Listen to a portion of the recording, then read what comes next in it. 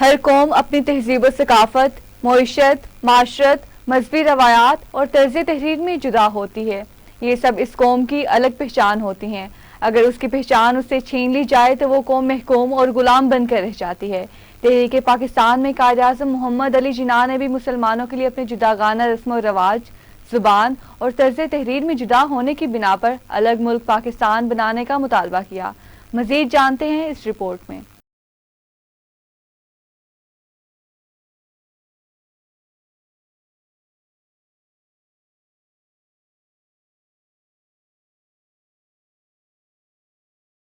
تحریک پاکستان کے زمانے میں مسلمانوں کا اصرار تھا کہ وہ ہندو کے مقابلے میں الگ قوم ہیں اور اسی بنیاد پر ہندوستان میں اپنے لیے الگ ملک کا مطالبہ کر رہے ہیں۔ اس لیے قائد اعظم محمد علی جناح نے 23 مارچ 1940 کو قیادت لاہور میں یہ بات واضح کر دی تھی کہ اسلام اور ہندو مت محض مذہب ہی نہیں بلکہ دو مختلف معاشرتی نظام ہیں۔ متحدہ قومیت قابل عمل نہیں ہے۔ ہندو قوم جمہوریت کے نام پر اکثریت کے بل بوتے پر مسلمانوں کو محکوم اور غلام رکھنا چاہتے تھے۔ چونکہ بھارت میں مسلمان سب سے بڑی اقلیت ہے، ان کی تعداد کروڑوں میں تھی، وہ اپنے جداگانہ قوانین، رہن سہن، رسم و رواج، زبان اور طرز تحریر میں بھی جدا تھے اور کسی کے استحصال کو مستقبل قبول کرنے کو تیار نہ تھے۔ مسلمان قوم کی اس خواہش کو قائد اعظم کی قیادت میں ان کے حکمرانوں نے اچھی طرح بانپ لیا تھا۔ پاکستانی قوم اور اس کے قائدین کا یہ فیصلہ آج 74 سال بعد بھی 100% درست ثابت ہو رہا ہے، کیونکہ قیام پاکستان کے بعد بھارت میں مسلمانوں کے ساتھ ہندوؤں کا سلوک جانوروں سے بھی بدتر تھا۔ انہیں برداشت کرنے کے لیے نہ اس وقت تیار تھے نہ اب تیار ہیں۔